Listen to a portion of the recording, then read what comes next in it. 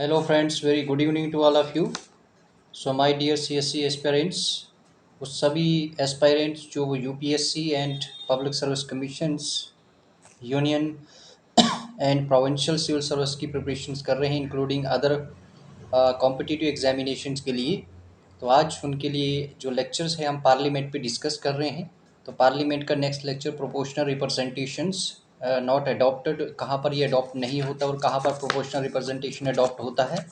So let's discuss about this topic and including the durations of the two houses. The first is the proportional representations not adopted, in which areas the proportional representations are adopted and in which area the proportional representations are not adopted. Constitutions has adopted the system of proportional representation in the case of Rajya Sabha. जब राज्यसभा का elections होता है तो उसमें proportional representations adopt किया जाता है। It has not preferred the same system in the case of Lok Sabha. अगर लोकसभा का जब इलेक्शंस होता है तो वहाँ पर प्रोपोर्शनल रिप्रेजेंटेशन सिस्टम अडॉप्ट नहीं किया जाता। Instead of, it has adopted the system of territorial representations for the elections of members to the Lok Sabha. लोक सभा के इलेक्शंस के मेंबर्स के लिए टेरिटोरियल रिप्रेजेंटेशंस सिस्टम को अडॉप्ट किया जाता है मेंबर्स को इलेक्ट करने के लिए, एंड राज्यसभा के लिए प्रोपोर्शनल रिप्रेजेंटेशंस को अडॉप्ट किया जाता है। अंडर टेरिटोरी रिप्रेजेंटेशंस वो होती है जहां लोकसभा के लिए कैंडिडेट्स को इलेक्शन कंटेस्ट के लिए उनको टिकट दिया जाता है और वो वहाँ से कंटेस्ट करते हैं। वहाँ से जब इलेक्ट होके आते हैं पीपल उनको विक्ट्री दिलवाते हैं वोट कास्ट करके, तो वो वहाँ के रिप्रेजेंटेटिव बन जाते हैं उस टेरिटोरी रिप्रेजेंट यानी कॉन्स्टिट्यूंसी, हम उसको कॉन्स्टिट्यूंसी भी कह सकते हैं। और every members of the legislature जो होता है वो रिप्रेजेंट करता है उस जोग्राफिकल एरिया को जिसको हम कॉन्स्टिट्यूंसी कहते हैं। हर कॉन्स्टिट्यूंसी से ओनली वन रिप्रेजेंटेटिव इलेक्ट होता है और ऐसी कॉन्स्टिट्यूंसी इज नोन एज, इसको हम सिंगल मेंबर कॉन्स्टिट्यूंसी भी कहते हैं। In this system candidate who secures majority of votes is declared elected. ये system, this simple majority system of representation does not represent the whole electorate. There are two kinds of proportional representations. दो kinds के representations होती हैं। First single transferable vote system and second is the list system. India में first kind जो है single transferable system adopt किया गया था for the elections of election to the members of the Rajya Sabha and state legislative council and for electing the president and the vice president. Though some members of the Constituent Assembly had advocated the system of proportional representations for the elections of members to the Lok Sabha. Constituencies जो है has not adopted the system due to the two reasons. जो constituency उनमें ये proportional representation क्यों adopt नहीं किया गया था, वहाँ पर दो reason थे। वो reason क्या थे?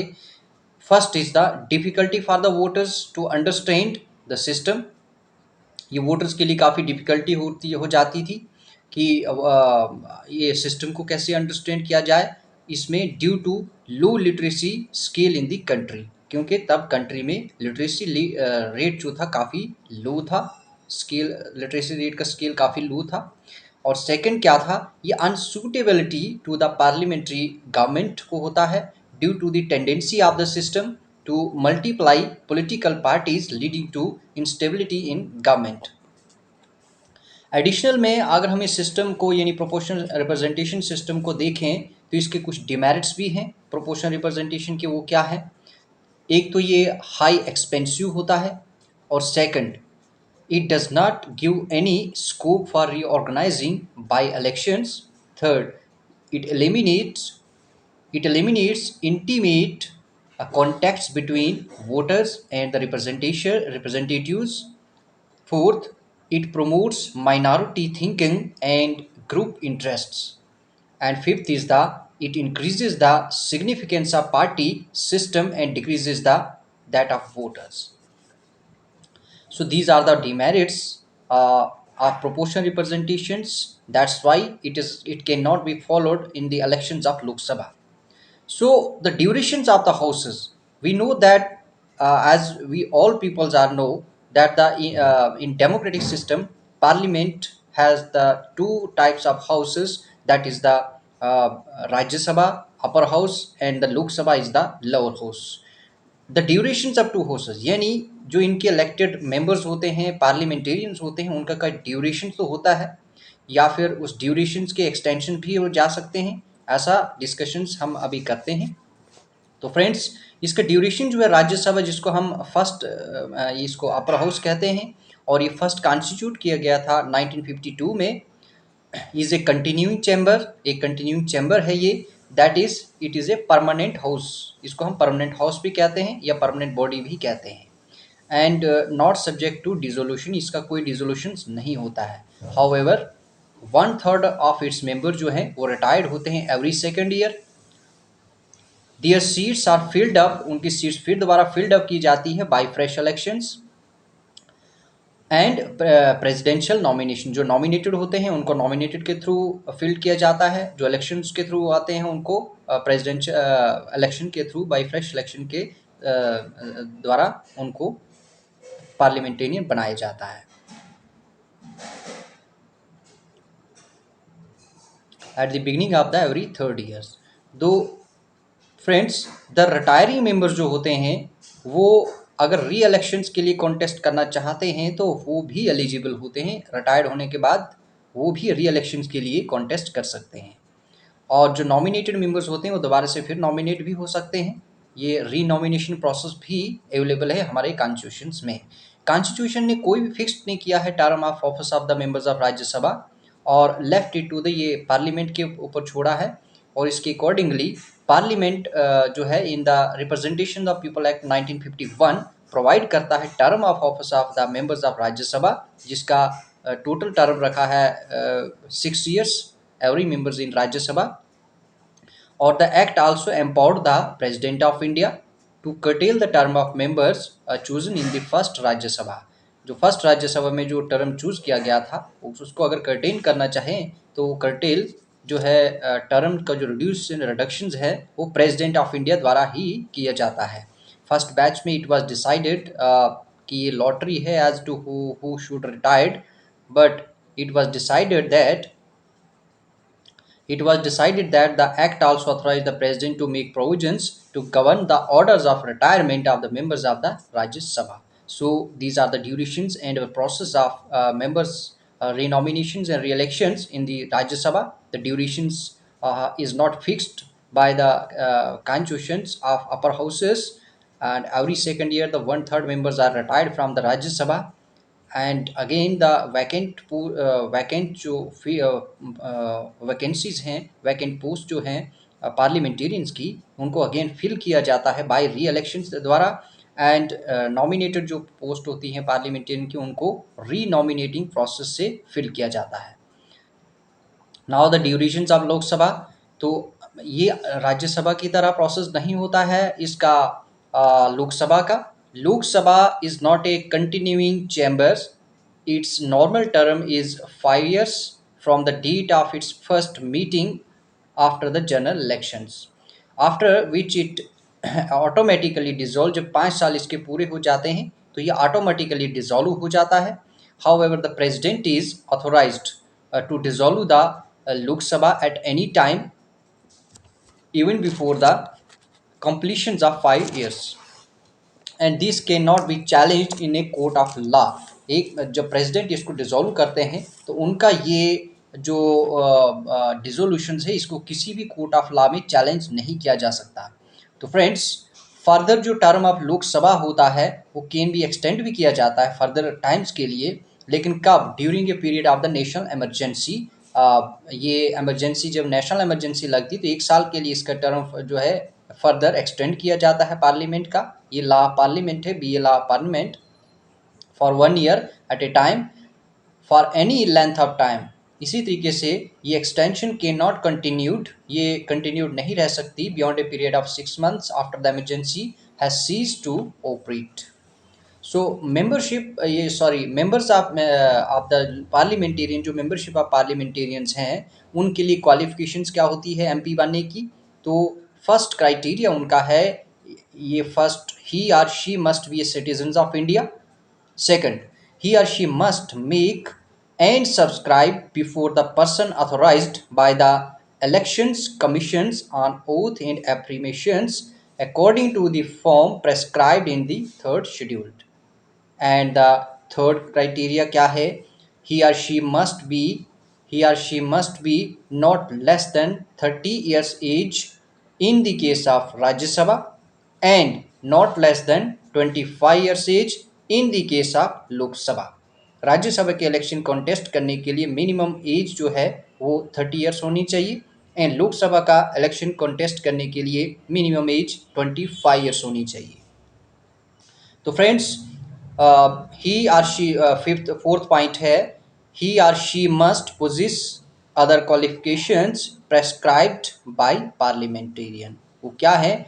जो पीपल रिप्रेजेंटेशन एक्ट 1951 में बनाया गया, उसमें ये कहा गया कि he or she must be registered as an elector for a parliamentary constituency in the concern state और union territory in the case of Rajya Sabha. Second point, describe prescribe किया गया इस पीपल रिप्रेजेंटेशन एक्ट 1951 में कि he or she must be registered as an elector for some parliamentary constituency in India in the case of Lok Sabha. And third point prescribe किया गया, he or she must be a member of scheduled caste or scheduled tribe in any state or union territory if he or she wants to contest a seat reserved for them. A member of scheduled caste or scheduled tribe can also contest a seat not reserved for them. And disqualifications क्या रहती हैं इनकी? अगर he or she holds any office of profit under the union or state government except that a minister or any other office exempted by parliament. Second point, if he or she is of unsound mind and states so declared by the court, तब भी उसको disqualify किया जा सकता है। And third point, he or she, if he or she is not, if he or she is an unauthorized insolvent, then can be disqualified.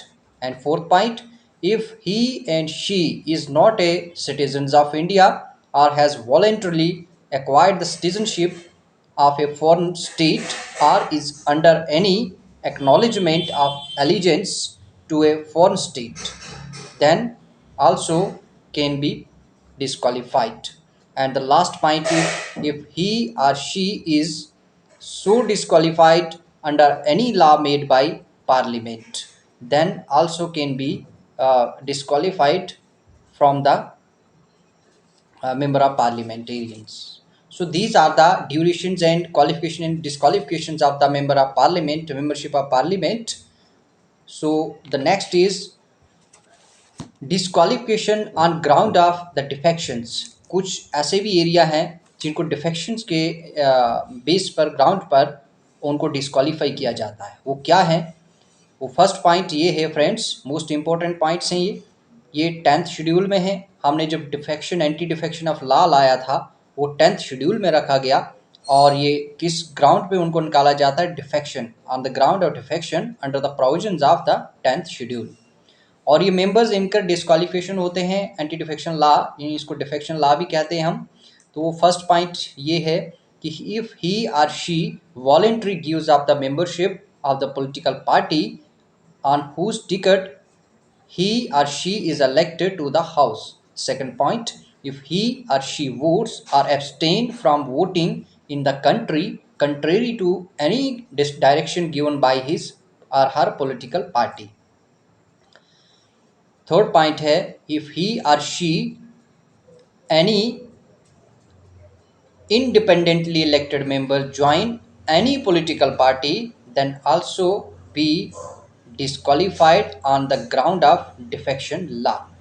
And the fourth point is, if any nominated members joins any political party after the expiry of 6 months, then can be disqualified on the ground of defections law.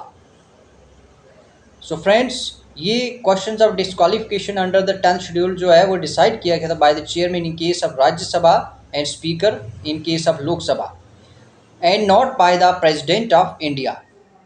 1992 में supreme court ने ruled किया था कि जो decisions of a chairman और speaker in this regard is subject to judicial review. जो chairman and speaker के लिए जब ऐसा डिफेक्शन लॉ का इम्पोजिशन होगा तो ये सब्जेक्ट बन जाएगा जुडिशियल रिव्यू के लिए, और जुडिशरी इसको रिव्यू करेगी। ये 1992 का सुप्रीम कोर्ट का रूल है जो बनाया गया था। सो फ्रेंड्स, वकेटिंग ऑफ सीट्स कब होती है? जब डबल मेंबरशिप होती है। A person can not be A member of both houses of parliament at the same time. जब वो सेम टाइम पे दोनों मेंबर्स हाउस के मेंबर्स पार्लियामेंटेरियंस होते तो उनको एक को रेजिग्नेशन देना पड़ता है। पीपल रिप्रेजेंटेशन एक्ट 1951 प्रोवाइड करता है ये गाइडलाइंस कि if a person is elected to both the houses of parliament, he or she must intimate within 10 days in which house he or she desired to serve. In default of such intimation, his or her seat in the Rajya Sabha became vacant. On second, if a sitting member of one house is also elected to the other houses, his or her seat in the first house becomes vacant. And the next point, if a person is elected to two seats, in a house, he or she should exercise his or her option for one, otherwise both seats become vacant. So these are the points which are guidelines under 1951 People Representation Act in double memberships given to the member of parliamentary. So friend, disqualifications, if a member of parliament जो है becomes subject to any of the disqualification specified in the constitutions, his or her seat became vacant.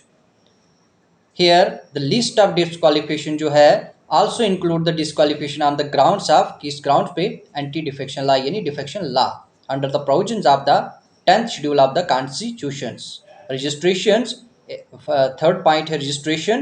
A member may resign his or her seat by writing to the chairman of Rajya Sabha. अगर वो राज्यसभा का member of parliamentarian है, वो resignation देना चाहता है तो वो चेयरमैन टू दी राज्यसभा, या फिर लोकसभा का है तो वो अपना रिटर्न में रेजिग्नेशन लेटर लोकसभा के स्पीकर को दे सकता है। एज द केस में B, the seat falls vacant जब वो रेजिग्नेशन देते हैं। When the registration is accepted, however the chairman और speaker may not accept the resignations if he or she is satisfied that it is not voluntary or genuine. Fourth point is the absence. A house can declare the seat vacant. A house can declare the seat of a member vacant कब? If जब member absent होते हैं from all its meeting for a period of 60 days without its permissions. उसके बाद in computing the period of 60 days, no account shall be taken of any period during which the house is prorogued or adjourned for more than 4 consecutive days. And the fifth point is, other cases में क्या होता है कि member has to vacate his or her seat in the parliament कब? First point क्या है? If his or her election is declared void by the court. If his or her election is declared void by the court. Second, if he or she is expelled by the house. Second, if he or she is expelled by the house. And third, if he or she is elected to the office of president or vice president. And the last point is, if he or she is appointed to the office of governor of a state. Again, I repeat it, if he or she is appointed to the office of president or a governor of any state, तब भी उसको ये seats वैकेट करनी पड़ती हैं। अगर disqualified person जो होते हैं वो इलेक्टेड होते हैं टू द पार्लियामेंट, यानी if a disqualified person is elected to the parliament, the constitution lays down no procedure to declare the election void. अगर डिस्क्वालिफाइड पर्सन डिक्लेयर इलेक्टेड होते हैं पार्लियामेंट में, तो कॉन्स्टिट्यूशन ने ऐसा कोई भी लेज डाउन नहीं किया है प्रोसीजर्स कि उनके इलेक्शंस को वाइड किया जाए। This matter is default sorry this matter is dealt by the representations of people act 1951, which enables the High Court to declare an election void if a disqualification candidate is elected। Aggrieved party जो होती हैं वो appeal कर सकती हैं supreme court में इस order के अगेंस्ट, यानी जो हाई कोर्ट ने दिया हुआ है इसके रिगार्डिंग में। Oath and affirmations, her members चाहे वो राज्यसभा का है या लोकसभा का है, उनको उस सीट पर जाने से पहले, वहाँ पर सिटिंग करने से पहले ओथ एंड एफर्मेशन लेना पड़ता है, और has to make and subscribe to an oath or affirmation before the president or some person appointed by him for his purpose। और इस ओथ एंड एफर्मेशंस में मेंबर ऑफ पार्लियामेंट स्वेयर करते हैं। वो कौन सी स्वेयर्स होती हैं जो वो जो लाइंस वो स्पीक आउट करते हैं? To bear true faith and allegiance to the Constitution of India. This is the first point. To bear true faith and allegiance to the constitutions of India. Second point. To uphold the sovereignty and integrity of India.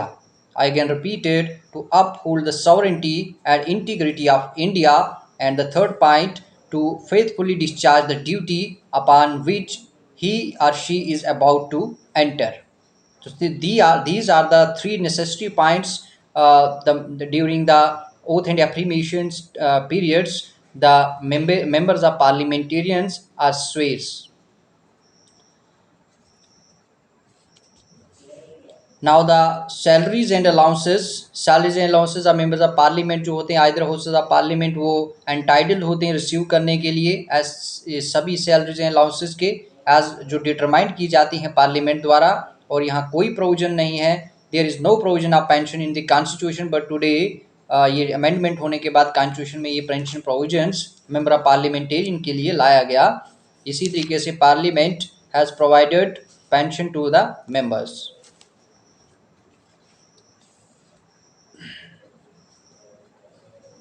1954 में ये salaries parliament ने enact किया था, allowances salaries and pensions members of parliamentarian के लिए। और 2001 में parliament ने फिक्स किया था सैलरी ऑफ मेंबर्स की और कॉन्स्टिट्यूएंसी अलाउंसेस का and month and daily allowances का, उसके बाद ऑफिस एक्सपेंसेस पर मंथ का।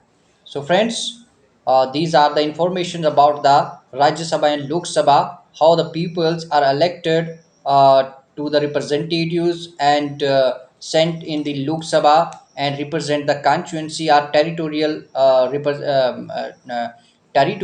representatives, and the Rajya Sabha, the members, how he or she can be elected, that is the proportional system are adopted, and the single transferable vote systems are adopted।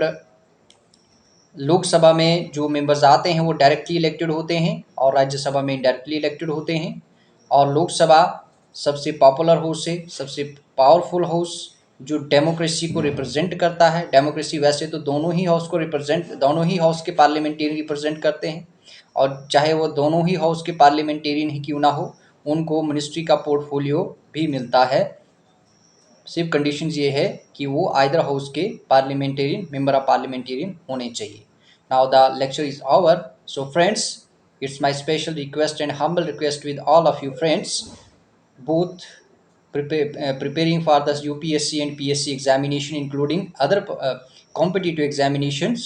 The valuable informations, please learn it and listen concentrately.